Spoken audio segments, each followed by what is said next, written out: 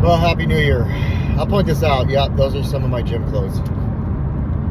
Definitely should have put those in the wash. I worry so much about what people think that I'll think that that whole area back there is being watched. So maybe this is a good opportunity for me to just work through it. Happy New Year. Oh, I went to an event yesterday, and it was a NA event. So uncomfortable there. At first, I felt a lot more comfortable. There's some people in there that made me feel a lot more comfortable, and that was cool. But I don't like being around rowdy environments. I don't know if it's necessarily being in a room full of people anymore. I thought it was. I don't think it's necessarily social anxiety. I think if I walked into the casino or if I went into a crowd of people, I wouldn't be as anxious as I am when people are getting rowdy. And not in a negative way. Like, that was positive energy, excitement. People were happy. Everybody's high-fiving.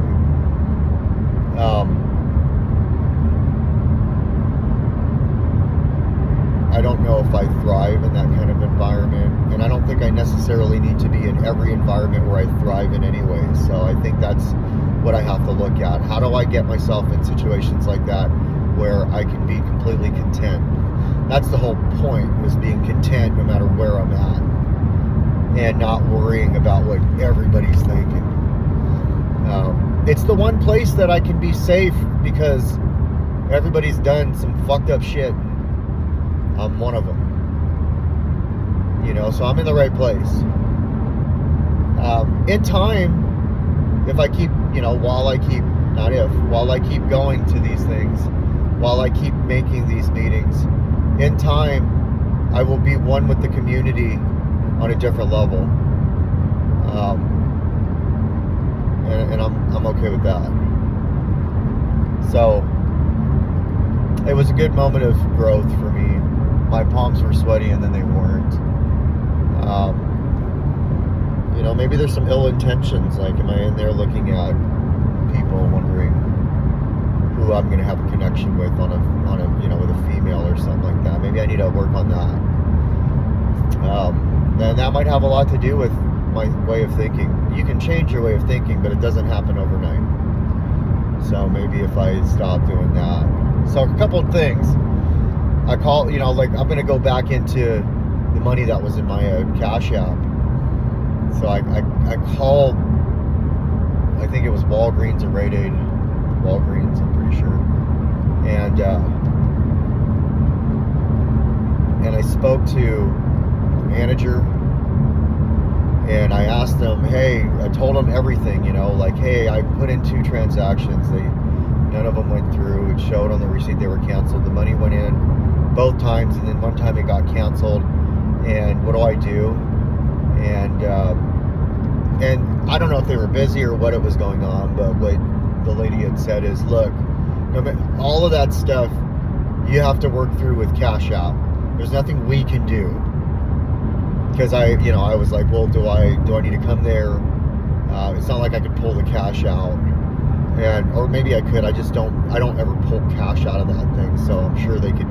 I doubt they're going to want me to pull cash out and give it back to them. So she said, call Cash App, work it out with them. They'll figure it out. And then told me to have a nice day. So then I was a little upset. I just wanted to be able to have it handled. I was so worried that somebody got fired because of it and stuff. And I know that, they'll have receipts that show it was canceled. And then I called Cash App. And I spoke to somebody over the phone. And, there was somewhat of a language barrier, but we understood each other. I don't think it was too much of a language barrier. I explained everything. And he said, I see everything in here and everything is fine. There's nothing we can do. And so I sat with it and thought, well, what am I going to do? And I talked to, somebody, I don't want to say who, but a relative. And they said, well, maybe you just need to, look at it as a blessing. It just felt like it was stealing. And in a sense it is. So,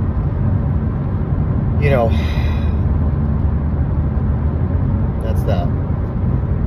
So I did everything I could, and then I bought food for the kids and bought myself a pair of shoes. I did do that, but then I spent the rest of the money with food for the kids and sodas and all that stuff, so they had it for the house.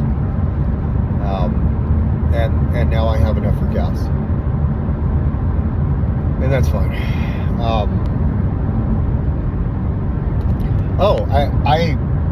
I was in a car at the dealership. Somebody wanted to look at. I was pulled on the line, and they were on the side of the door. It doesn't look like that got cleaned. And there were 5 lottery tickets. They were all like the 10 scratch-offs. And I don't play that stuff. For me, it just seems like a huge waste of money. And I hate when I lose $5, let alone, 30 or 40. I don't like giving that away and just nothing from it. But I was looking through them, and I noticed one of them won. It was 10 times 5. And I thought, that's luck. When it comes to lotto, like I used to say that the only time that you're really lucky is if you just so happen to find a lottery ticket or a scratch off that has money on it. That paid for me to go to the event, and it also paid for the pizza that I bought for the kids, so they could Malia could watch the kids, I could feed them, and then I put them to bed. That really all it did was pay for me to be able to go to this event, which I needed to go to anyways, and it paid for it did buy me a pack of smokes, which still have the pack, but really trying to I'll smoke a cigarette and it just smells, and then I find I'll throw it half out, and then I'll just smoke this thing.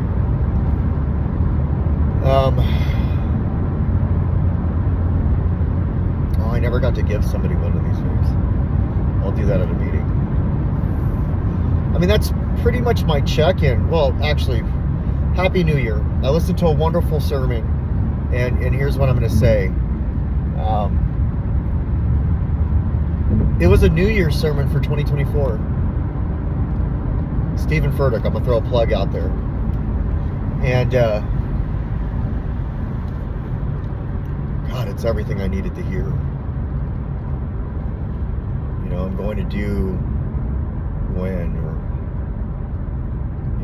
when we say the change we're going to make when and whatever, when I have money or when I, whatever. Yeah, I'm that person, if only I'm that person. And I want to take it a step further.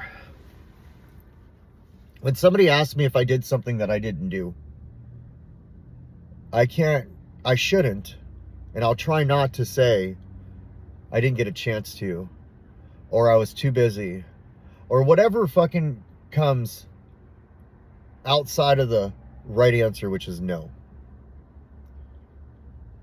If I can just always say, if I didn't do it, no, maybe I'll stop saying I'm going to do something that I don't know 100% sure I'm going to do. Or let's take it a step further. Maybe I'll start doing everything I say I'm going to do.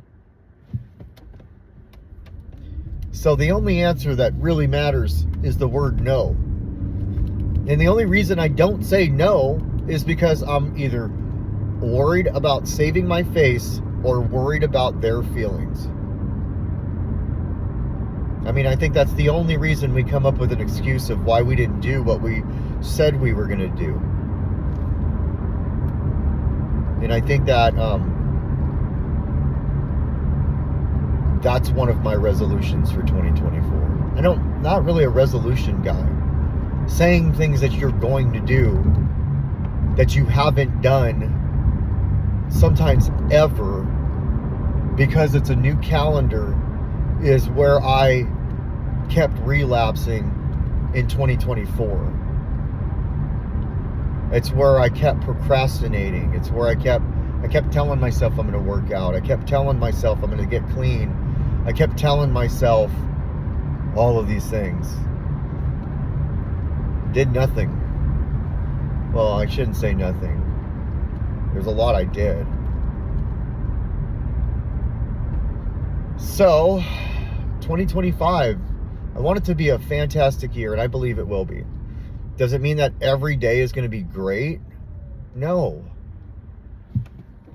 But if you wake up and you can breathe, then you're here for a reason. I'm here for a reason. Sometimes we don't get to know what that reason is. Sometimes we do. All I'm trying to figure out is why. But I know the answer. It's not just one word. It's not just one thing. The why is a multitude of things. And it's all purpose. If the only reason you get up and go to work is to take care of your kids, then that's your purpose. You're meant to get up and take care of your kids. But if you're not happy with that, then make that not the only reason, but keep that as a reason.